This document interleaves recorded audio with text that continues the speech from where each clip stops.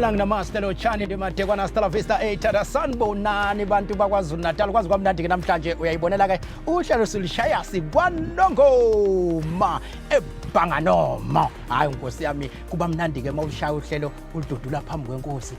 silapha ke impela ke kwaMandlakazi namhlanje iNkosi ubheka intintha ngiyaxolisa kodwa ukubiza igama lomuntu omdala futhi ngilibize emoyeni uzongixolela ke kodwa indaba ezitha ngoba uyazi base sila emoyeni sifusha bezwe ukuthi ke nalapha ziyafika yonke imisakazo emikhulu la eSouth Africa iyakwazi ifike la esigodlweni sethu la kwaMandlakazi siyajabula ukuthi sikhona namhlanje angihambi ke ngedwa njengemihla sihamba noNgqongqoshe wethu okuyena othi ke ayikho indawo ongeke afike kuyo la kwaZulu-Natali uzolibeka unyawo ngithanda ngoba usethema efika la kwaMandlakazi waphiwa igama leli gama ke mina ngizolonga ngiliphethe nje phela mayethiwe inkosi yethu kumele silokhu simphile leli gama kuthi uma hamba abuye mayekafika uyahamba phinda abuye uyithi inkosi mayisingichaza mayisilichaza kahle ithi iyazi futhi ukuthi uyabuya ngoba uma hamba abuye hawu bakithi akesathi ithi wasiqale ngawe Ngqongqoshe sibingelele sisazoya kundaba ezitha siyabingelela Ntokozo sibingelele kubabukele emakhaya sibingelele kubalaleli emakhaya nabo bonke abasilandela kuma social platforms zethu sithi yithada kodwa siyafisa ukubingelela ngokukhulu kuyithoba namhlanje kundaba ezitha sihamba nondaba ezitha sila esigodlweni esikhulu so sijabule kakhulu siyabingelela ndaba ezitha sasilazi lolu hlelo ukuthi liyokwelihamba nje lugijime khona lapha esigodlweni silishaya nayo indaba ezitha absolutely ebhanganomo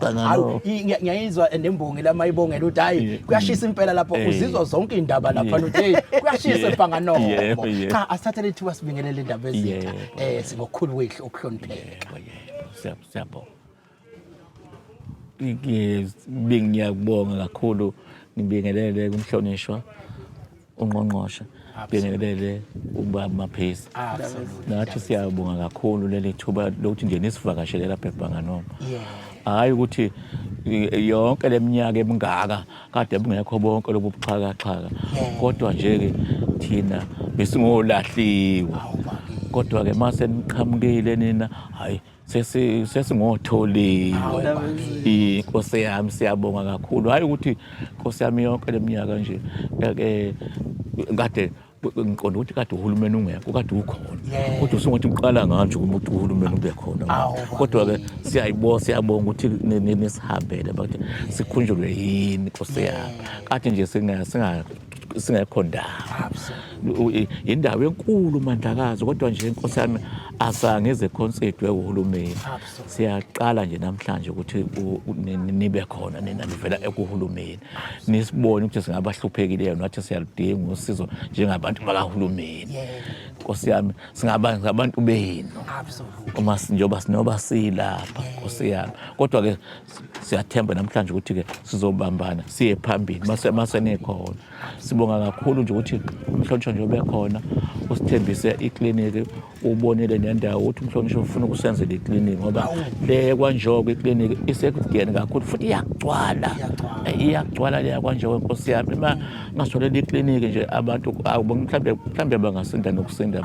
abanye babuya lapha benganyangwanga ngoba phela kusuke kugcwele lapha ekliniki kwanjoko manje thothi namabhasi abantu abaningi bayebegibela amabhasi ezinsuku awekho amabhasi inkosi yami amabhasi kaJobe kaSithole afile bakithi lezi insuku manje ke abantu ke bakholelwa ukugibela ibhasi amakhwantama ayabiza akufana wamakhwantama ayabiza amakhwantama manje kukude kwanjoko kusuka phansi le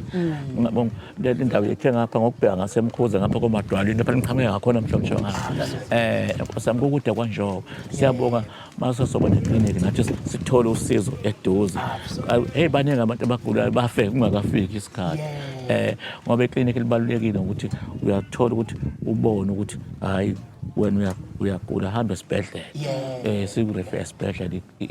ikliniki yakwazi ukwenza njalo ngiyabonga kakhulu nibe khona phakathi kwethu nibonile futhi benispecific njengamadoda ke namhlanje kodwa ke siyabonga ukuthi wonke umuntu lapha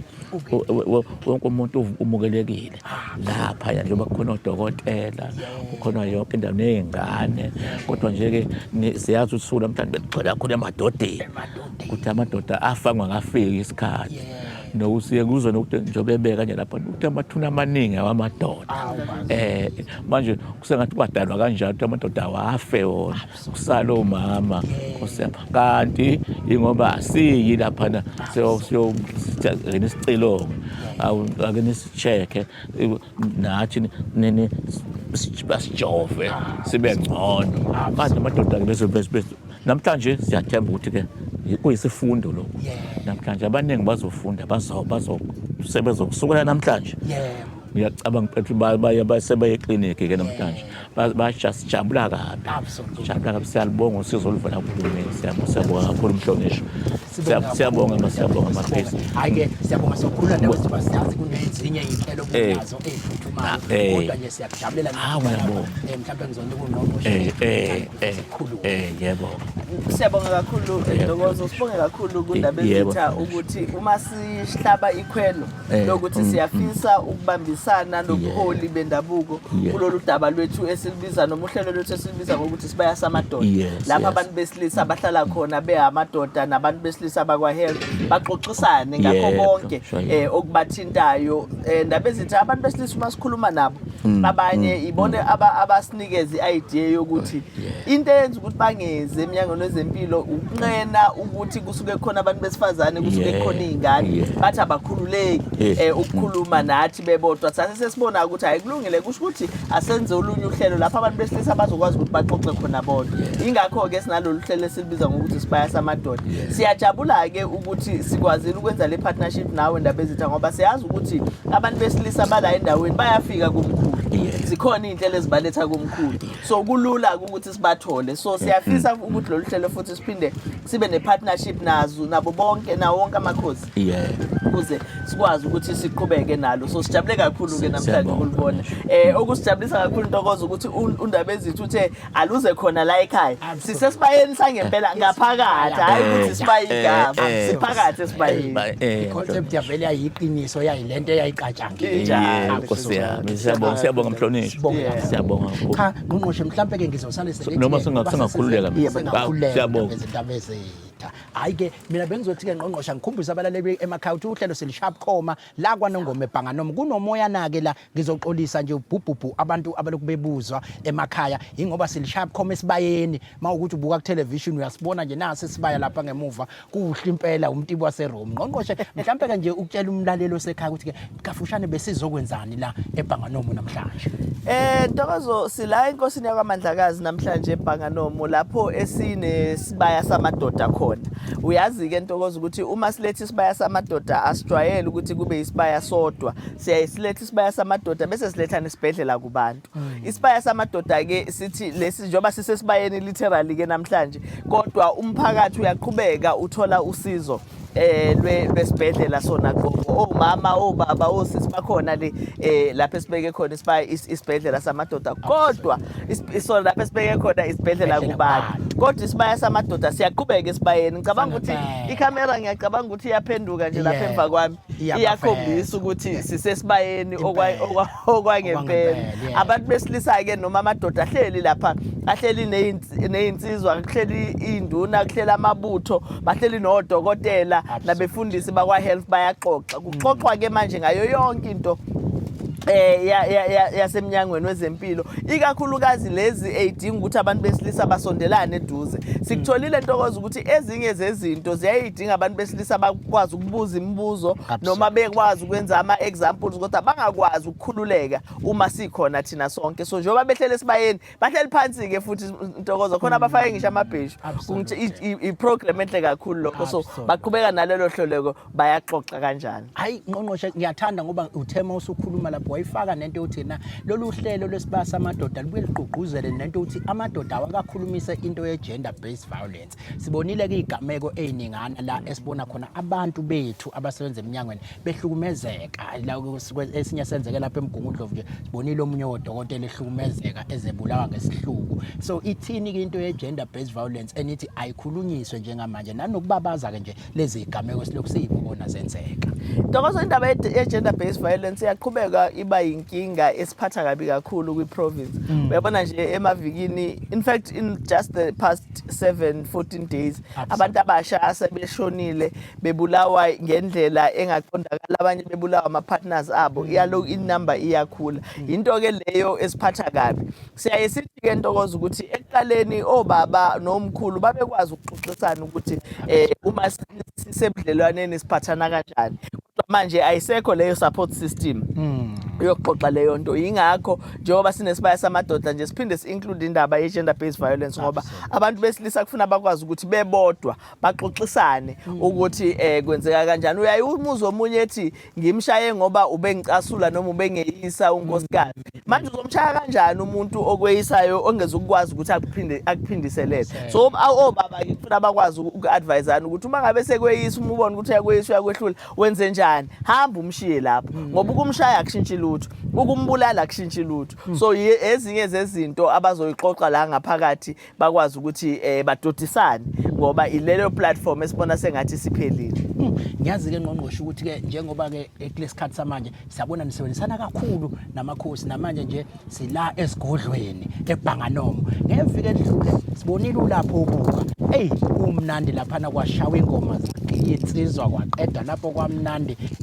Yokusebenzisana namakhosi kakhulu kangaka, futhi thini lento besinayo lapho buka uyibone ihamba kanjani into yokusebenzisana namakhosi kube nezingoma kwamnandi. Namanje sifonelwa ngapha nangapha bathi abantu asuvala umlomo, hayi sambona noMagugu egiya lapha. Bengazi nami ukuthi uyakwazi ukugiya lapha ya. Hayi obuka bekumnandi kakhulu Ntokozo, sinesibaya samadoda ingoma festival. Uyabona ke siyaye sikujabuleleke ukuthi uma sisebenza nomphakathi, umphakathi uthi nawo uhlelo unalo, lethe thina sizolenza lube olethu ngalendlela. So laphana ke obuka uSigwebo wathi cha bona banayo ifestival yengoma, so singayithatha leyo festival sishintshe siyenze ibe isibaya samadoda. Nangempela kwenzeka kanjalo, bekuhlelo oluhle kakhulu ke olusijabulisayo. Sisazobuyela obuka ngoba kufuna sibe nomhlangano neNkosi yakwabiyela, ngoba zikhona ezinye izinto ezimbili ezintathu ezicelile kuhulumeni ebifisa ukuthi uhulumeni asondele ngazo, khona sizoyilungisa. Sizobuyela ke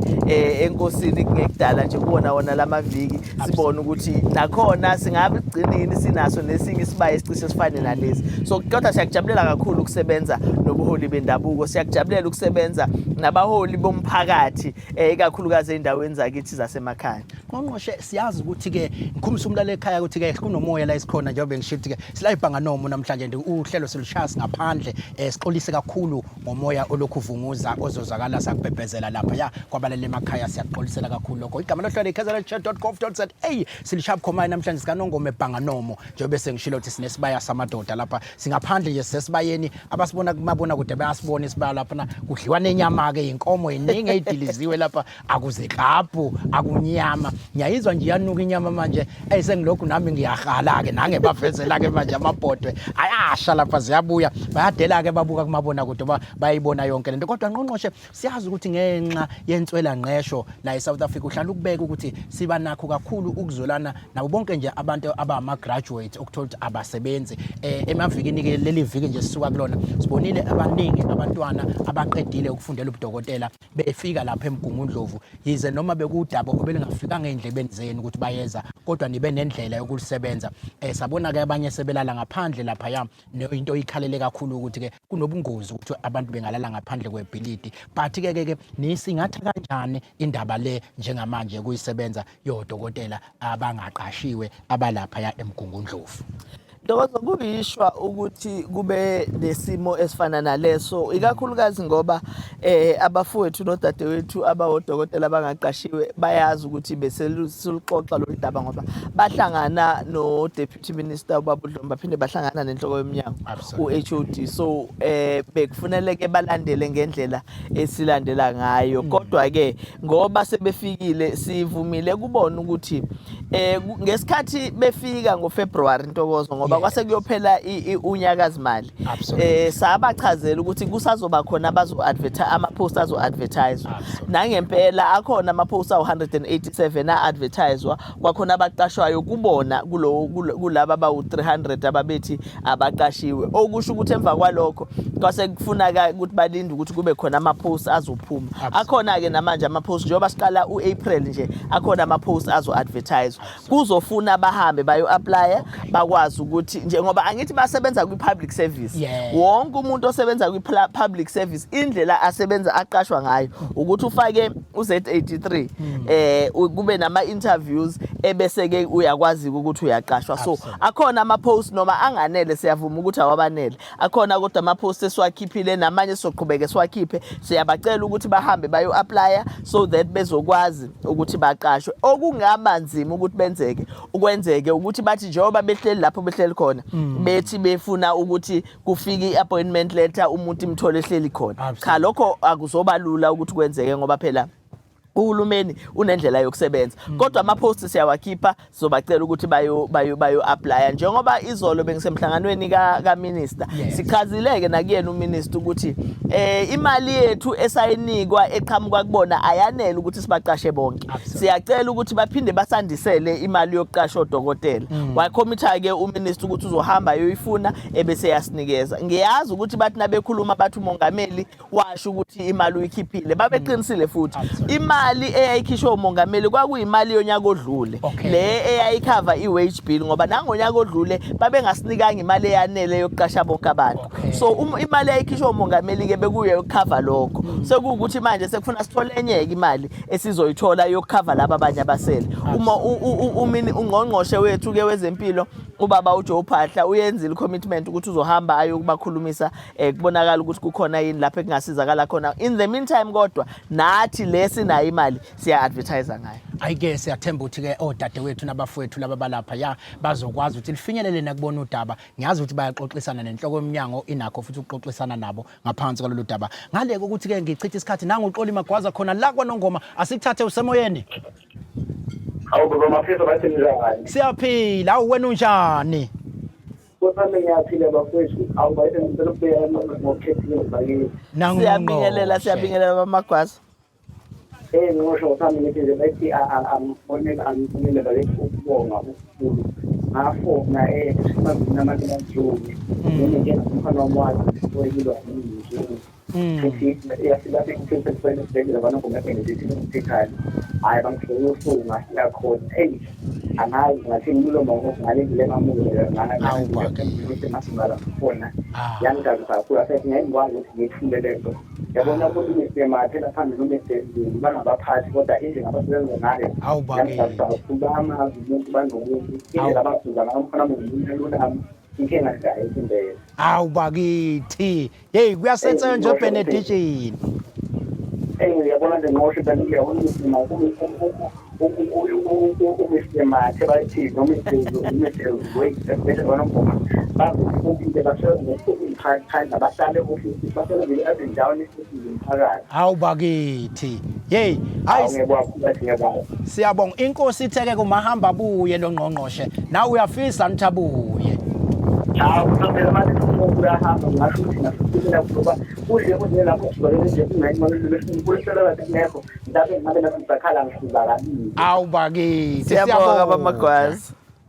hawu bathi kakhulu ngimathonsiza kakhulu absolutely phambili ngoNongoma ebenediction nayizwela ke nani bakwethu abantu bayajabula bayalithola usizo lezempilo ngiyajabula futhi ngqongqoshe ngoba abantu manje sebeyakwazi ukusho masenza wrong basithethise mawukuthi senze right sebeyangena futhi babonge besho ukuthi senze kahle siyabonga kakhulu mawukuthi khamba kufinye lapho ngqongqoshe ngiyazi ukuthi ngeke kulunga ukuthi ke ngize ngidlulele kudokotela ungakasitsheli ngoba ngizwe inkosi ijabula la ithi ke le ndawo yala eBhanganoma akhona amakliniki kodwa ke uyasho inkosi ukuthi amanye ke ngoba sekukhulekile kubona kubuye ukuthi uqhela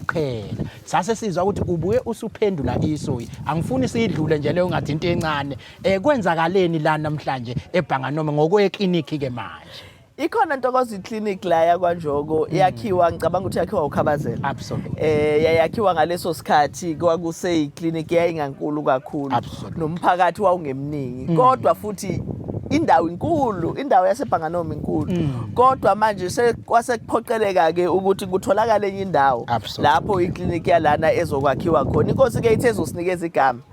layo iclinic. So sihambile ke ekseni before siqala uhlelo lwethu. Inkosi yayesikhombisa isite lapho esinika khona ukuthi sizokwakha khona iclinic. Sivumelene ke nabaphathi ngoba bese silenzile uhlelo ukuthi kule viki elizayo nje infrastructure wethu yeza uzogubha ulevele bafake ifence bese kuyaqala ke kwenziwa iprocess yokuthi iclinic yakhiwe. Siyazi ukuthi kuzothatha isikhashana ukuthi yakhiwe mhlambe amaviki amaningana kodwa kuyothi sekuphakathi nayo nje ku 3 weeks 4 weeks siphinde sizobuya sizohlola sha operations siyahlola ukuthi siqalile yini ngempela le yenzeka yini lokho esikuthembisile. So sijabule kakhulu ke ukuthi at least isithembiso esasenzile siyafezeka. Mina ngijabula ngoba ngiwaka noNgoma izinto ziyenzeka kwaNongoma. Mhlambe nami nginenhlese nje kodwa ke angiyifaki kakhulu. Absolutely. Unenhlese yokubuya ukuthi kubuye bakithi. Cha ngikhumbuza umlaleli sekhaya igama lohlelo i-KZNHealthChatDotGov.za. Silishaka mnandi sila kwaNongoma eBhanganoma. Sila impela nje ngempela phakathi emakhaya njengoba ngisho sesibayeni ngoba silethe isibaya samadoda. Cha uNgqongqoshe ke kunale flu le elokhu igijigijima mawuzwa kuthiwa abantu abaningi bayakhwehlela abanye abaseze emsebenzini kunalomkhuhlane sithe kodwa ke asithathe lethuba sithola udokotela ozokwesisondezela ukuthi ke sikhulume ngento ethinta iflu kodwa ke ngale ukuthi ngichithe isikhathi ake ngivele ngibingelele kumfowethu bese uyasitshela ukuthi ubani okwabani wenzani la eMnyangweni ngaphomba singene odabeni lomkhuhlane. Sawubona kakhulu baba Maphisa sibingelele umlaleli emakhaya kanjalo futhi nombukeli emakhaya. Igama udokotela uSiqiniseko Ntuli ophuma kwaNongoma khona lapha eMhlalankosi. Ngu-medical manager kwaCeza nasethula sizwe isibhedlela. Awuzwa ke? Yebo baba. Umsebenzi wethu yikho khona lokhu kulesi sibhedlela kubantu ngapha. Uyabona sikhipha medical manager. Inkulu lezi khona la ehlala Nkosi. Cha mfowethu kunomkhuhlane nje ophumile. Manje siyawazi phela umkhuhlane into esiphila nayo kodwa sisasuka esikhathini indaba kuno COVID kunento eziningi abantu babuye besheshe bethuthi akusabuyile kodwa Nkosi yami iCovid akusenjena ingakho ke mase sibona kunomkhuhlane khona ukuthi ke asibaqashisa abantu ukuthi cha umkhuhlane siyazi ukuthi kwakuyinto ayiveli khona kodwa sibuye sibasondezela ukuthi uyini umkhuhlane sibaxoxise ngaphambi bangene kwena dokotela ngicela ukuya kulapha ya kuSithembile eShabango eDumbe awulwangena eDumbe madoda sabona wesithe unjani wesithe right wena kwangathi awukho right nje umoya ngathi uphansi hayi right right kakhulu la besithina eDumbe somphakathi omncane lapha endaweni yasebhadini kukhulu ukhathina isiniki sana nogogo sekukhulile la kuyayithule khona ama-mobile clinic kubude kakhulu ubufusa ukwazi ukuthi khona ukukhumbuleka okungaba khona. Hayi ke ngiyathanda ngoba eDumbe ilathi nake sisuka khona noNgqongqoshe naye la impela ekuthiwa iconstituency la isikhona ngiyibone emasamba lapha mina sengaze ngaba nodokotela wami kwalapha basihlale sibaningi lapha eDumbe but ke kukhona ni okukhona Ngqongqoshe esingacishe sikubone kwenzeke lapha eDumbe if kuthintwa izinto zama clinic noma udaba olusha esisazohamba siyolibheka. Nontokozo singalibheka udaba kodwa lapha eBhadeni ikhona iclinic ekhona inkinga nje ukuthi indawo iBhadeni inkulu kakhulu sekungawukuthi udadewethu uSithembile mhlambe simfonele sizama ukuthola ukuthi imaphi lama areas abona ukuthi imobile ayifiki kuyona sikwazi ukuthi siwa-ede on site mhlambe si-extend nezinsuku zokuthi zifike ngoba kona akubi lula kakhulu ukuthi sakhe iclinic isigodi nesigodi kuyaye ngempela kube nzinyana so iBhade linayo iclinic service futhi iclinic engendala iclinic yakhiwa uDr Mkhize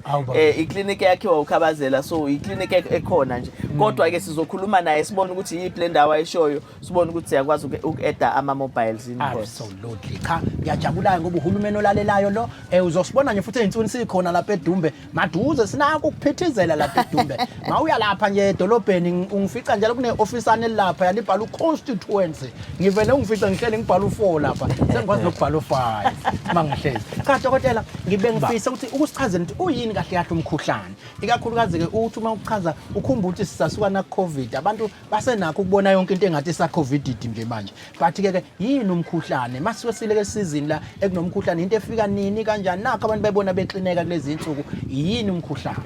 Sawubona kakhulu baba Maphisa. Mhlawumbe nje ngokuqala kufanele siqhakambise ukuthi asikhulumi ngalomkhuhlane lo ukuthi masilezi mina nawe ungafuni ukungitshela imbangela yokugula kwakho mase hayi ngisaphethwe umkhuhlane. Kodwa sikhuluma ngomkhuhlane ukuthi kusuke kukhona igciwane esuke lingenile emzimbeni womuntu. Lelo gciwane isikhathi esiningi kuba ivirus. Uma isingenile ke emzimbeni kuba khona izimpawu umuntu abanazo. Ikakhulukazi ukushisa, ukukhwehlela, ukuphathwa ikhanda nokucinana.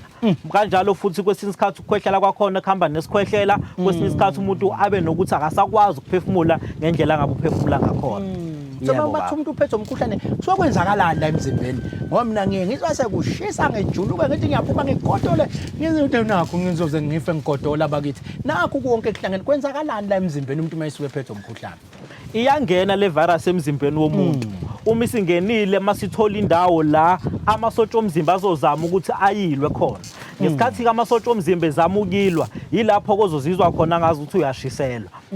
Kanjalo futhi okulandelayo ukuthi kuba khona ukukhwehlela kuba khona ke emva kwalokho. Kodwa kubaleka ukuthi sichaze ukuthi nomkhuhlane uya affect lento abathi low upper respiratory tract masuba khona lower respiratory tract lapho mawuthinta la kuqhoqhoqo kuba khona indawo la ngaphezulu okucinana khona kwesisikhathi kuzizwa ngathi uyanhlininiza uyavaleka sithi apha ke leyo base ukuthi ngezansi uzwa amaphaphu esebambekile akusaphefumuleki yenye inhlobo futhi naleyo ilowa le yebo kodwa sikhona futhi nezinhlobo ezihlukile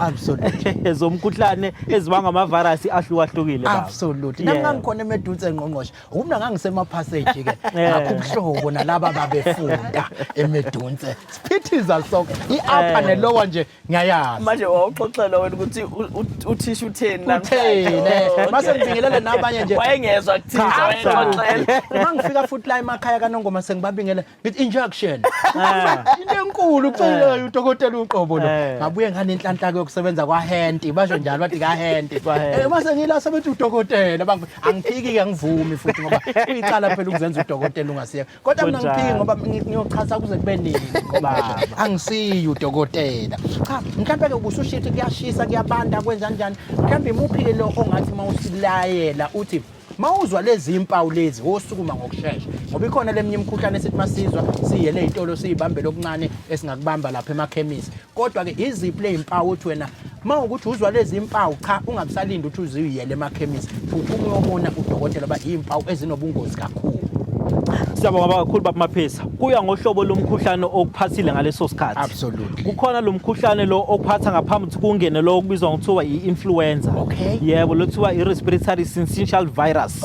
Lowo ke isikhathi esiningi ukuthi unalo lento ukuthi ubhebhetheke kakhulu udlula lo munye umkhuhlane. Futhi nezimpawu zakhona zithanda ukuthi zibe severe ukudlula lo mkhuhlane lo ojwayelekile. Kodwa mase ukuthi uphathwa ikhanda ngalendlela ukuthi usunozungezani phuthuma uze esibhedlela. Ukushisa futhi nakho akusiyona into esingayithatha kancane nakho lokho ngoba ikakhulukazi kubantwana abancane ukushisa khamba kudala umntwana ukuthi agcine esedlikiza asifuni ke lo nto leyo okunye futhi ukuthi asakwazi ukuphefumula manje ngendlela ngabe uphefumula ngakhona. Kubalekile ukunderstand ukuthi abanye bogogo suke vele kukhona izifo abanazo so uma sekukhona lo mkhuhlane lo asakwazi ukuhlala njengomuntu ongenaso isifo kufanele aphuthumeze kumtholampilo sizokwazi ukuthi mnezo sizo kuyilona lona. Abejwayele ukuthi lapha emapassage underlying tones bese nami ngibamba lapho kuthiwa zikhona ezinye izinto asuke nazo nje presenter ngazo athi presenter kunjalo baba. Absolutely. Yabona ukuthi ngiyayenza lento uNgqongqoshe awunyusi notch lapho nimthengele i-stethoscope cha masibeke ekhanda asibeke ekhanda nginayo ke lento omnye umfowethu sasenza nawe esigaxa lapha esibukweni semoto hayi ke wayengayibiki wathi mayibingelele kuthiwa yes konke kuba uyes cha dokotela ukuxoxe lapha nomuntu athi hey lo mkhuhlane uthe ungithi ngavele ngahlanganisa udrink othile uhlobo othile lo drink istone ngahlanganisa idisprin ngahlanganisa lokhu kwaphuma ulozolo ngawushaya wathi nyawo umkhuhlane lezi izinto esizihlanganisela zona kuthini okwenu ukuthi mani siqwashe zi right in masisebenzisa noma zinabo nobungozi obuthile ngoba nami ngize ngilingeke mase bechaza ukuthi usinda ngokusheshsha bayahlanganisa lapha kuqhutshwa yonke into imixwe together uze umuntu wethu uselalile wajuluka wafa wajuluka wamanzi wayesesinda lezi zinto esiyimixela zona kuthini ukuphawula kwenu ngazo ningasigada nithini. Baba Maphisa ngeke sikuphikise ukuthi kukhona izinto abantu abayisebenzisayo emakhaya ezibenza zibe ngcono. Kodwa ubungozi bakhona ukuthi manje isikali salezo zinto lezo udokotela akasazi naye futhi akasazi. Mangizobala nje o-Disprin ngibale o-Grandpa ngibale bona o-Medlemon. Kune element phakathi abayibiza nge-aspirin.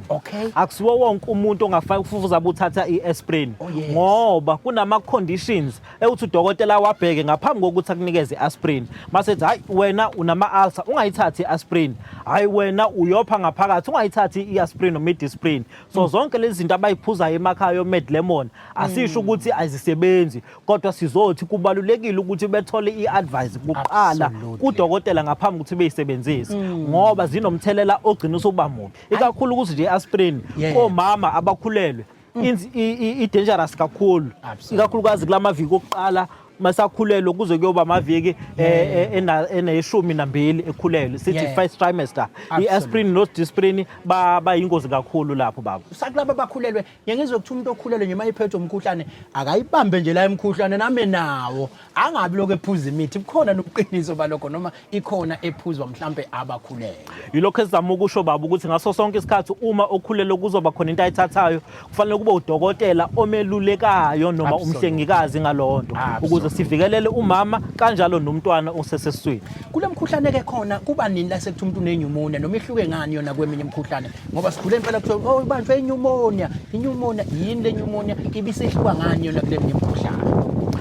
Uma uphethwe umkhuhlane kufana nokuthi igate kahle kahle lokuthi uthole amanye amagciwane futhi. So inyumoniya ke yona sekuyi-bacterial infection esuke ilimaza amaphaphu ke manje. Yona ke ithanda ukuba ingozi kakhulu ngokuba izinga lokubhebhetheka kwayo liba likhulu kumuntu futhi nempawu zakhona ifana lezo mkhuhlane. Yena kuba nzima kakhulu ukuthi aphefumule emva kwalokho akakwazi ukuhamba mayehamba ushesha akhathale. Ilapho ke sithi khona akaphuthume ezemtholampilo sizokwazi ukumnikeza usizo kuyilona lona ngoba mengalutholile usizo impela kungasuke kushabalale nempilo. Dokotela Ntuli ke lo ngempela njengamanje besisondeza indawo umkhuhlane siyazi ukuthi umkhuhlane ungenile endaweni ezihlukahlukene abantu bayagula baphethwe umkhuhlane ukuthi si understand nje ukuthi uyini umkhuhlane ungagcina ke uyisiza kanjani. Umlayezo wakho ogcina ke dokotela yini ngempela engathi mawukuthi ngiyezwa manje nginomkhuhlane kusiza inthi ngihlanganise ini amakhathakhatha engawahlanganisa ngingakayi nje mhlawumbe manje kusekuncane kodwa usushilo wathi kusuke kuyigate elingavuleleka nakwamanye aminye imihlobo lomkhuhlane emkhulu kakhulu. But ke ungathini umlayezo wakho nje ukudlulisa ke kulesigaba esikusona njengamanje. Ngiyabonga baba ngingedwa ikuphi engakwenza ake ngidle ukudla okunemsoco ngidla amawolintshi ano vitamin C obalekile ukuthi wakhe immune system amasotsha omzimba ukuthi aqine kakhulu. Phinde futhi wenze sure ukuthi uma ukuthi uyagodola ugqoka ingubo ezifudumele ukuze amasotsha omzimba angehli phansi ugcina usuphathwa okunye futhi. Kubalekile ukuthi ngalezi ikhathi zobusika abantu mase begula asikukhuthaza ukuthi belale nezimbawula nama-heater as much as kuyindlela ukuthi bezama ukubalekisa amakhaza kodwa imbawula ne-heater bangalali nayo ezindlini abazolala kusona. Uma sesisemphakathini uma ukhwehlela gqoka imask. Kukhona indlela zokuthi futhi uma uthimula noma ukhwehlela wenza isiqiniseko ukuthi ubeka isandla emlonyeni noma indololwane. Masuqedile ukwenza njalo uwasha izandla futhi. Mase siyaya ke nasemtholampilo akhona ama-vaccines owenza isiqiniseko sokuthi sigomela ukuthi singawutholi umkhuhlane. uMnyango wezeMpilo uyaqinisekisa ukuthi ama-vaccines ahleze ekhona ukuthi abantu bengaphathwa umkhuhlane. Dokotela Ntuli lo medical manager welizwe limthi liqinile medical manager akusiye nje umuntu osashaya ngomjovo kancane bona yonke hayi ke sibonga kakhulu nangu anonymous ufuna uyakusaba lo muntu ufuna ukuba anonymous ngabe sekuba uma mncane ke anonymous usemoyeni sawubona. U-anonymous ke wenza kanje uthi u-anonymous ukhala kakhulu ngesenzo so lesi ezibhedlela uyabona lo Kodlwayo. Yes Kodlwayo sinenkinga yokuthi Kodlwayo iklinik. Yes yeba iklinik Kodlwayo umkhwakhweni usedini. Yes Baba ngugogo oneminyaka engamashumi eshaye impilo obhekene nayo imali yokugibela kumele aye endlini. yebo leyo nto leyo yimbi kakhulu kogogo bengicela ukuthi la ogodlwayo ube khona iklinikhi khona nabaseduze komduko kwami kuphi bazokhona ukunikela khona ukuze bengafiki eseduze namasente awekho ukuthi udingidibele ufika le kubi cha kodwa azi lolu daba olubekayo yebo lolu daba olubekayo alubi kangangokuthi bungazoyifihle ngoba wena ukhulumela umphakathi uyikhansela kahle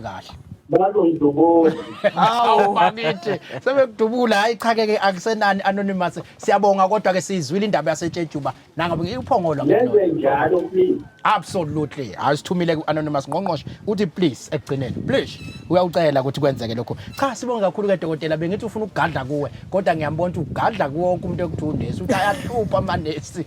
ke ngiyayithanda leyo isho ngqongqoshe ukuthi ke umuntu akasha be specific ukuthi ukhuluma ngani singabi general ngoba mawuthe wena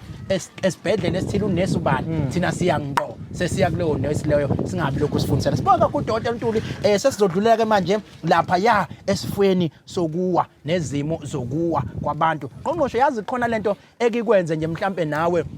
unganakile uthi uyahamba weqinto ethile uzokuthi yezi ukuthi yiwa phansi kuthiwa ke bangaphezulu kwa 700,000 abantu abavele bewe ngaleso simo leso bese gcina kuthiwa bayashona ngakho nje ukuwa umuntu abelugini ngigqima phansi ebese yashona izinto lezi esingakaze sixoxelwe ngazo ukuthi ke zikhona izinto engakufaka emngozini ngenxa ukuthi uwile bese kugcina kuba izinto esizithatha kancane yingakho ke thina siwumnyango siyasondeze nazi ifundiswa zethu ama specialist abantu ke abayiyele esikoleni umuntu eyofundela ukuwa nje ukuthi aqhuzuka klikiti phansi aphase kuthi uphasile ngekuqhuzuka udila ngokuqhuzuka nje hey bakithi yazi mina bengiyabona ifundiswa la eSouth Africa usazofa ukuqasha ngqongqoshe khona nje department of qhuzuka lapho umuntu uthi abaqhuzukile nje mabewa tade wethu ngicela usitshele ukuthi ubani wakabani wenzani la eMnyangweni wezeMpilo. Okay, ngiyabonga ngibingelele kuNgqongqoshe ngibingelela nako baba umphathohlelo ngibingelele nabalali basekhaya igama lami ngiSibonile Msomi i-physiotherapist la kaNongoma eBenedictine kodwa ngisuka eNdwedwe so iphysio ke thina basibiza kakhulu ngodokotela bamathambo noma abelula imisipha thina siza kakhulu ukuthi umuntu akwazi ukuyihambela mani ke niyenza lento ekuthiwa massage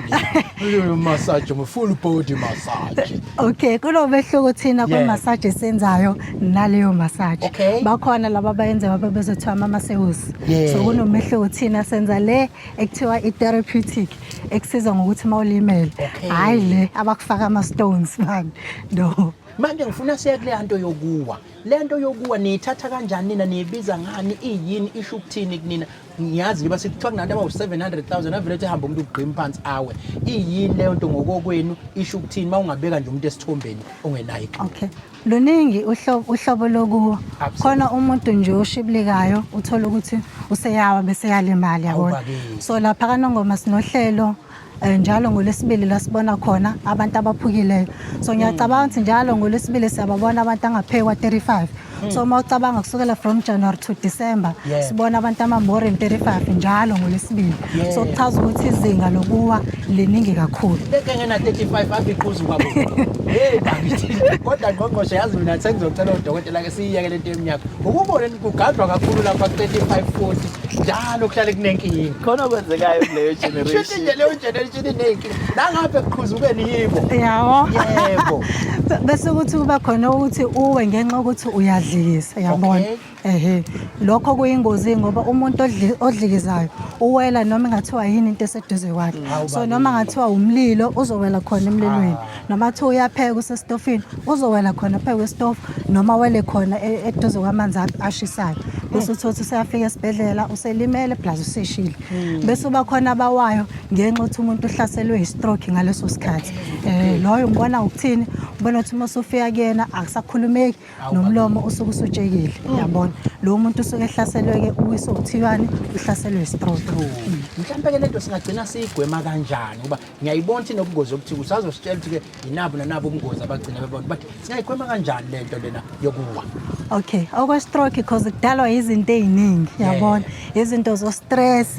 uthothi sekunyuka BP kunyuka ushukela so sisithanda ukuthi abantu ngosami makukhona izinto ezibahluphayo emoyeni bazama ukuthi bavuleleke bakhulume ngakho yabona ukuze bengagcini sebethola ukuthi sebene-stroke izinto kanjalo nokuthi abantu bahambe bo-check-a impilo umuntu a-check-e njalo abone ukuthi anginayo ushukela noma i-BP okungihlasele mina engakwazi. Mhlawumbe-ke ukhona nomlayezo ngoba ngizwile ukuthi nanezinto enizenzayo laphana usebenza kakhulu abantu ubuke kusemncane sekufuna sibe nohlelo ukuthi besho baneminyaka abangaka esibamemayo la ngoba ubuke kesemncane kodwa usho izinto ezinkulu azenzayo mhlawumbe ninazo-ke inhlelo vele nisebenza nabantu sila kwaNongoma ebhanga noma namhlanje ungathini ukutshela abantu-ke bala ukuthi ma kunenkinga nje yesifo noma esokuwa noma isifo sokuthola ukuthi usuwile nabo ubungozi obungaba khona nazi inhlelo esinazo eningasizakala kuzona. Okay, so ngingathi uma ukuthi umuntu uyabona ukuthi uyawe especially if kuzoba ngazi ukuthi stroke uyasola ukuthi stroke lezo zinto ibaluleke kakhulu nokudlikisa ke kufanele ukuthi uhambe uyobona udokotela ukuze uzokwazi especially lo odlikizayo kufanele ukuthi uthole imithi yokuthi ukwazi ukulawula lonto ngale kalokho uzuhlezi uyabona bese uthi nalokho ku stroke kubalekile nakhona futhi ukuthi ungahlala ekhaya ngiyazi ukuthi since sisemakhaya enye into efikayo kubantu kuqala ukuthi simthathe umuntu siyobona ama-traditional healers uyabona uthothi ufika kuthina seku-late so siyacela ukuthi umuntu mewile nje kakhulu i-stroke aqale kuthina kuqala sibone ukuthi inkinga ikuphi. Hayi-ke cha sibonge kakhulu dadewethu njenge-therapist-ke manje lento oyishoyo yiziphi izinto-ke eniyenizenze nezinto ezisiza thina sabantu kodwa enifisa ukuthi sizazi siyimphakathi. Okay, so thina as ama-physio kakhulu ngithi umuntu mewile walimala uba nenkinga yobuhlungu uba nenkinga yokuvuvukala abe nenkinga yokuthi imsipha ayibisaqina njengasekuqaleni so thina siyasiza ngokuthi sikwazi ukukujimisa ukuthi imsipha iphinde iqale phansi iqine ikwazi ukukuvikela noma kalula kanjani kungabi lula ukuthi ulimale sinayo nemshini ukuthi uma uphethe ubuhlungu sikwazi ukufaka leyo mshini leyo ukuthi ikwazi ukukusiza sekulaphe ngobuhlungu bakho nama-assistive device like iy'nduku uma ukuthi mhlawumbe siyabona akugxobeki akuhambeki sesikhipheke ney'nduku lezo. Hayi-ke mange engaqhuzuka nje sengiyocela ukuya kaNongoma ebenediction nifika ninginike konke-ke engingakuthola cha sithathele ithuba sibonge kakhulu ngqongqoshe ngomhla ka-2 April sesizoya lapha ya entweni ethinta i-autism sixolise emakhaya njengoba bezwa abantu becula iy'nsizwa lezi amabutho ayafika njengamanje oba sinesibaya samadoda la ebhanganoma namhlanje enkosini ubheka into bengishilo ngathi ngizoqolisa ukusho igama lomuntu omdala kodwa-ke kunombazendlela ngaphakathi esibayeni samadoda njengoba nizwa-ke iy'nsizwa sey'fikile amabutho lawa ayafika ngempela ayangena kuzobhungwa ngey'nkinga ey'suke y'thinta amadoda. Ngibonge kakhulu ukuthi dadewethu sengizokhuluma ngejuwane-ke ngqongqoshe ngoba ngomhla ka-2 njalo ngomhla ka-2 maku-April kuba nohlelo lwe-autism nalapho-ke ukuthi-ke ma ukuthi-ke la emhlabeni nje wonke jikelele kube nosuku lokubungazwa kwayo i-autism ukhona-ke ozoxoxa ngayo into ye-autism ofikile la kuthiwa-ke isifo lesi-ke esinokulimaza inqwaba yabantu emhlabeni nje jikelele namhlanje-ke udadewethu la uzofika-ke nasixoxele ngaso lesifo ukuthi yini le-autism nokuthi isifo esisihlasela njani. Namhlanje ngiyabona kaNongoma ehlala Nkosi bagadle ngey'ngane ey'sencane heyi uNongoma udlali bathumela nje ey'ncane iy'ngane lezi ziyichaze lento-ke ekuze kube la ngqongqoshe. No kuyangijabulisa Ntokozo ukuthi namhlanje sithola ithuba lokuxoxa nge-autism ngoba i-autism iyisifo oyayubone sengathi thina njengesizwe simnyama kakhulukazi either besingasi-understandi noma siyaye sicabanga ukuthi asikho kuthina sisi-affect isifo-ke obonayo futhi ukuthi even abazali bey'ngane kuyaye abanye babo kuyaye kubathatha isikhashana ukuqonda ukuthi isifo esinjani wesi-ke uma ngabe usukhuluma ngomndeni nomndeni nawo usuke ungasi-understandi lesi sifo ungasiqondi kahle so ngiyajabula-ke ukuthi bakhona odadewethu bazokwazi ukusichazele basicathulise ikakhulukazi uma ekhumbula nje ukuthi uxoxela thina emakhaya abangazi lutho so that nathi emndenini yethu uma sinengane e-autistic noma ne-autism sikwazi ukuyamukela sazi ukuthi siyi-treat-a kanjani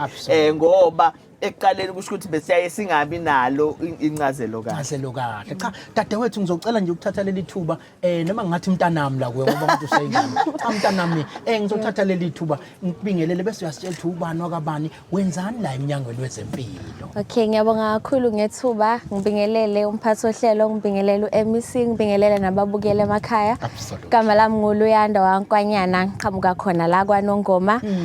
ngi-Occupational Therapist sebenza khona la la ebenefitini nongoma occupational therapist izo nje leyo asidlali zinoshini yabona konke injection absolute injection mana ke mfowethu iautism ngifisa nje uchazele umuntu osekhaya ongakaze ambone umuntu one-autism ukuthi iyini autism ngingambona ngani umuntu one-autism mhlawumbe manje negama lesiZulu enilibiza ngalo ngazosondezele nangalo kodwa nje iyini autism. Okay, i-autism uhlobo lesifo esiphatha abantwana abancane. Sibonakala umntwana mayesamncane sikubiza ngokuthi developmental disorder, kusho ukuthi into eyenzeka ngesikhathi umntwana esakheka esazalwa mhlawumbe ingqondo yakhe isaqale iyakheka ifomeka, kuyenzeka lapho uthola ukuthi imithambo le ye-communication emqondweni ingahlangani kahle, kube khona nje ukuphazamiseka okuncane okwenzakalayo emqondweni. Lokho kwenza ukuthi umntwana kube nzima ukuthi akwazi ukuthi axoxe nabanye abantu, a-communicate kahle nabanye abantu, angakwazi ukuthi ayiveze imizwa yakhe, angakwazi nokudlulisa imilayezo kwabanye abantu. Lokho kwenza ukuthi umntwana kugcine sekuba nzima mhlawumbe ukuthi afunde ngisho esikoleni ngoba yena akakwazi ukuyibika kahle isimo akusona. Uthola ukuthi sometimes abantwana asakwazi mhlawumbe ukusho ukuthi ufuna ukuyochama, akakwazi ukuthi uphatheke kambi, akakwazi ukuthi ujabulile kwesinye isikhathi, bakuthola kunzima ngisho ukuveza imizwa yabo nokuzwa futhi babone nemizwa yabanye abantu. So for bona nje kuba nzima ukuthi ba-communicate kahle nabanye abantu.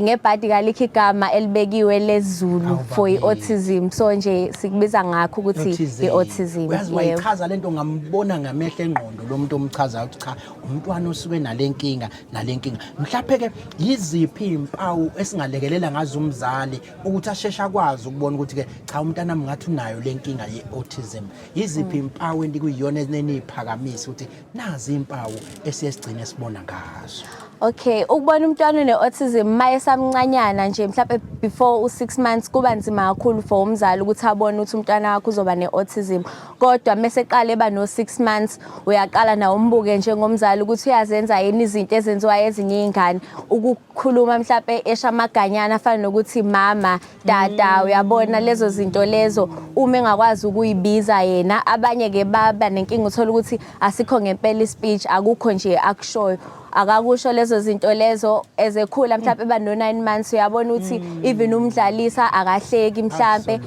mayelimela akakhali. Kwesinye isikhathi uthola ukuthi ngisho umbhabhayisela akayisebenzisa izandla mhlawumbe ukubhabhayisa yena, akakwazi ukubona umuntu mesecasukile futhi naye uthola ukuthi akakwazi ukuyivezela ukuthi khona into emcasulayo. Abanye nike babone mhlawumbe ekhaya umuntu useyayishaya, bathanda kakhulu ukuyishaya, so uthi mayecasukile uyishaya kakhulu ekhanda, lo mntwana lo usuke ngoba engakwazi ukuthi uzoyi-expressa kanjani yena. Abanye bayishaya even bejabulile, uthola ukuthi mayejabula yena uyayishaya ngoba ngithi shilo ukuthi bona i-communication bakuthola kunzima ukuveza zonke lezo zinto. Umthotho useyayishaya ekhanda, so izinto oyibukayo lezo njengomama. Abanye ke kuba nzima even ukubona baba nenkinga ye-sensation, so uthola ukuthi yena mawumthinta ngendlela thizeni akathinteki kahle, then usezokhala lapho ayishaye. Uyabona ziningi kakhulu izinto nje, na ungacompare umama ongakazi waba nengane ngaphambilini ke ungaya mhlawumbe uthola usizo esibhedlela kuma-therapist umbone ukuthi umntwana wakho ngathi akenzi kahle njengabanye abantwana in terms of i-communication. Mhlawumbe ngqongqoshe angazi lento ikuyenzeka ukuthi mhlawumbe ingakuphathi usemncane bese uthi mawusukhula bese iqala noma iqala nje vele umncane ukhule nayo. Iqala umncane iyabonakala nje umncane uma usuna 3 years usukwazi kahle ukuyidiagnose lapho udokotela esembona kahle umntwana, ngoba mase na 3 usuke sikhuluma ukuthi usenawo ama-milestones asevele wonke ukuthi okay ama-milestones izindlela umntwana akhula ngaso usebonakalile ukuthi okay ukhule kanje. So udokotela usuke sekwazi lapho ukuthi okay ambone ukuthi umntwana one-autism. Ngisho uma mina ngqongqoshe ngahlangana nentokazi lapha kusho lento yamqalisa emdala mangiyibuka lento echazwa ukuba wayenokuyimunkuza ayimunkuze ayisike lapha ayimunkuze ngithi nasebenze njani ngangazi ukuthi kanti i-autism ngase ngiyothi hawu autism bese ngimthatha ke kwakuyiye noma lokho kwakungokunye nje mhlawumbe Nkosi yami. Hayi yena eyobonakala esamncane. Wegowisha lo. Hayi mhlawumbe ugowisha lo. Absolutely. Manje ngizwa uthi lento ifaka nezipishi ngeke notice la kithi abantu abamnyama ngqongqoshe sinawo leni mazidlalisa ingane awufundi ukuyidlalisa ingane ulisho ligcwala igama sawubona sifuna sapona wena sapuna ikuzi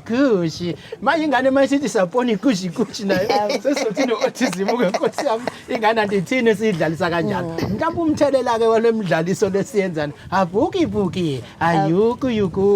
ayinayo inimthelela nkosi yami unawo umthelela ingakho sibugquzela nje nathi ukuthi uma udlalisa ingane ungasho ukuthi sampone yabona ingane uyibingelele nje sawubona kuzizoshesha nayo ukubamba ngithi vele ifunda ngokubona umuntu okhulile ukuthi okay ukhuluma kanje makuthiwa sawubona uthi sawubona yabona yebo sizame ikhona enye ingane lapha yathi isakhula ke kushuthi mhlawumbe kwabo autism lapha kodwa ngazi noma yibona kwavele kwagaxela kwabambelela la koShampona yagcina naye sithi ishawubona yagcina somuntu omdala nje uthi ishawubona njalo ishawubona kwangaphuma ushawubona ngoba yayilokho ibambe lapha ikhula so ke ake sidlalise ingane sawubona mntanami uyaphila noma ngabe isencane kanjani kodwa nami mangibona umuntu ehleli nengane nje masihamba ngesitimela thina sinokugibela izitimela nami ngithiwa sengithi eyibuki kuyazenzakalela kwesinye isikhathi controleki kodwa ke niyakhuza lokho siyakhuza impela cha mhlambe ke uma usuzibonile lezi impawu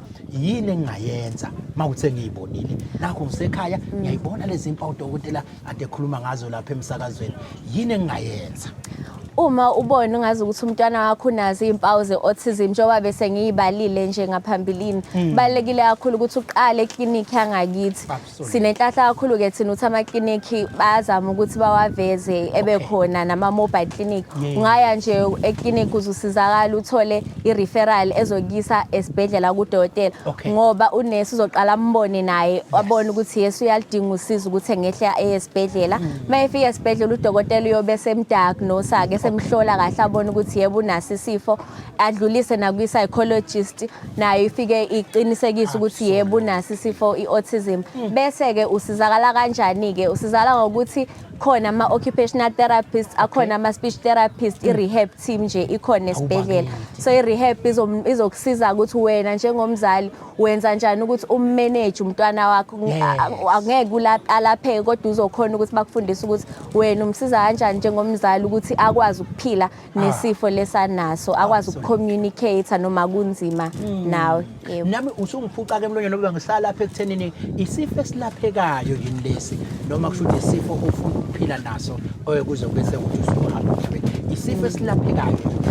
ngebhada kusona isifo esilaphekayo kodwa ngosizo labasebenzi bezempilo ama-therapist lawo i-speech ne-occupational therapist ayasiza kakhulu ukuthi ukwazi ukuthi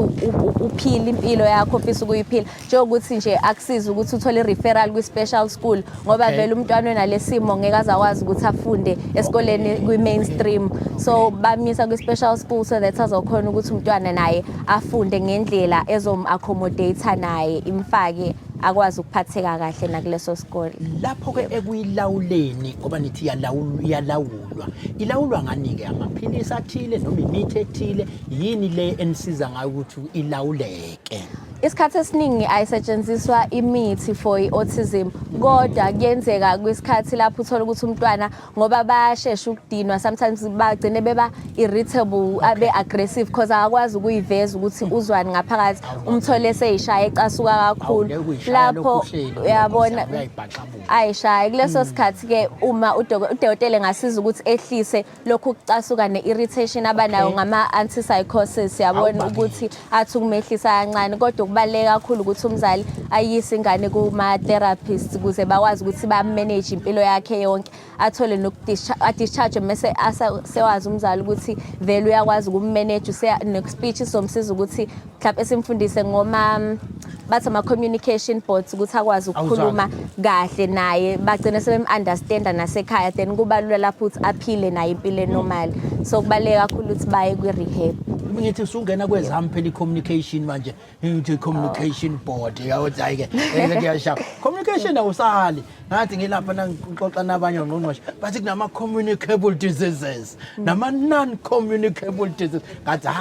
Communication nala. qhelile kakhulu lento lena akahenti mangishaya communication absolutely lemshanguzo ke iyatholakala inokhuluma ngayo ekhungweni zethu kahulumeni noma kufanele ngize ngephesha kwelwandle mhlawumbe iyatholakala njoba ngishilo umuntu angaqala ekliniki then bamrefer kudokotela ke noma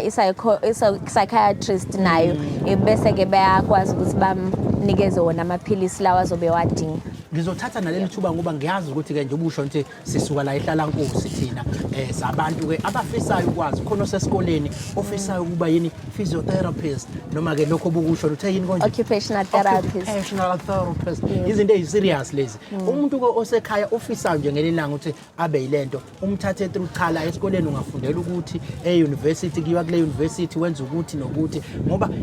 inhlobo ezintsha zemsebenzi lezi besingazazi abantu abaningi bebengazazi esiye sithi mayivela ke sifisa ukuthi emakhaya bazazi bake basho behlangane nawo abantu abasha ngoNgqongqoshe ukuthi ke bayafisa ukuthi sihlale sibasondezele labantu abasuke besemkhakheni ehlukahlukene ukuthi ke bebatshela ukuthi kufikeka kanjani kulomkhakha awungiqale nje esikoleni ukuthi kufanele ngifundele ini uze ngicine nami sengifaka ijazi leli elimhlophe njengawo. Ngiyabonga kakhulu ngalo mbuzo ngicabanga ukuthi ubaleke kakhulu ukuthi besize nabanye abantwana abasafunda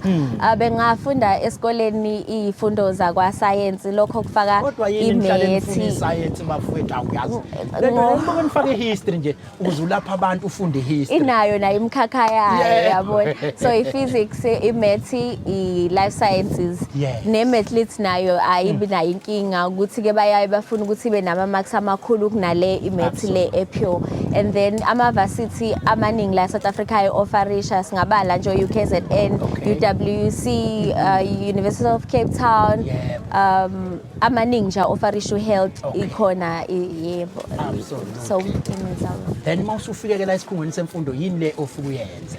uma ufika esikhungweni semfundo kakhulu i-anatomy and physiology uyayenza abanye ke uNomagugu yena phela ngikhipha umoya lento ngoba ngabe ngikuzi malanga yenesi mina lapha ngabe ngigijima neyimendlela hey anatomy kuthiwa amathambo lapha esandleni bala unaye mangazi mangake okani mathapha couples mathaba konke khathaphatalatha ngathi hey ingane incane ke ziwacula ayajwayeleka azajwayeleka so wenza yona mhlawumbe nezifundo zakwa psychology psychiatry kanye nezinye ke eziqondana kanye naleso sukusenza mhlawumbe speech udokotela uyiphysio kuhlukeke ama major khona nawo maningi ke ngengwaqedi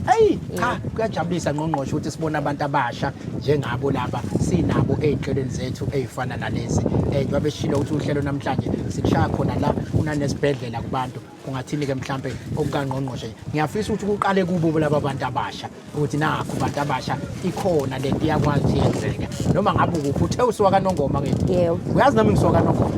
mkhaya absolutely so ke ithi into ngqongqoshe nabo abantu abasha kuyenzeka nakubo. No asibonge kakhulu into engijabulisayo Ntokozo kokuqala nje ukuthi bonke ama specialists owalethile la aqhamuka kaNongoma noma ekhona ke wasendwethu kodwa indwethu noNongoma awuhlukile kakhulu okwenza ukuthi izingane zethu emakhaya kufuna zifunde ukuthi ku possible anything is possible umuntu into ebalekile ukuthi azimisele afunde ngokuyimisela abe ne vision then uzokwazi ukuthi aphumelele. And uyabona ukuthi labantu abasha bobathathu balethile abazange bakuphakamela ukuthi bazoza endaweni yasemakhaya uNongoma and lokho kusho ukuthi uma thina singayi ukuyofunda sibuye sizothuthukisa indawo zakithi akekho umuntu oyokwenza lokho so siyabonga kakhulu kumsebenzi abawenzile ngiyakuthanda lokho okubuzile okugcina ukuthi ukufundela kanjani so that izingane zithi nazilalele nalezi ezenza umatric zibe ne vision ne sense yokuthi kufuna abafunde kanjani ukuze bakwazi ukuthi bazosiza so siyabonga kakhulu ke ngomsebenzi abawenzayo niqhubeke niwenza umsebenzi nibaphathe kahle abantu bakithi ngoba uma thina singabaphathi kahle abantu bakithi akekho umunye oyobaphatha kahle laba abebala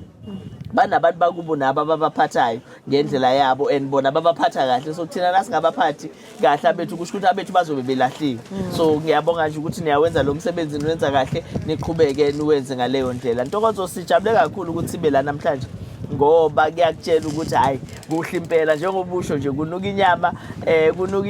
kunuka idombolo hayi ngiyakutshela yonke into ihamba kahle so siyabonga ukuthi sibe lana ke namhlanje sibonge kakhulu enkosini ukuthi samukele yavuma ukuthi ibe yiphathi yale program yethu. Absolutely. No, ngiyoba sishilo ke bakuthuthi ke kulolu hlelo kuhlale kumnandi ngempela futhi namhlanje beshuthi lishaka mnandi sila eBhanganomo kwaNongoma enkosini yethu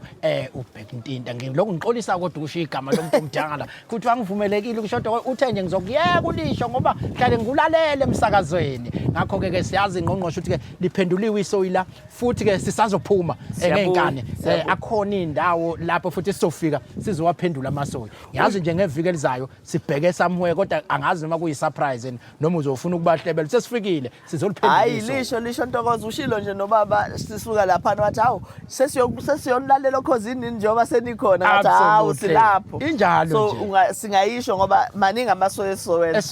esiwaphendula futhi into enhle ngalamasoyi esiwaphendulayo ngeke siphendule isoyi bese siyahamba sishiye siphendule isoyi ishiye ucontract so hayi sikhona hayi ke abantu abasilindeleke endaweni eziningi omtubatubako phansi le endaweni ezihlukahlukene sizofika ngeenkani sizovula sithi la izoba khona iclinic la izoba khona iclinic siqalile ke la kwaNongoma eBhanganoma lizoba khona iclinic siyeza emtubatuba siyeza yonke umhlaba kunjalo bathi ke umahamba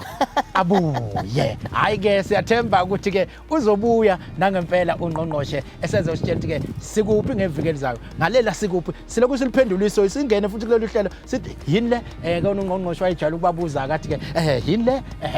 ukuthi lokhu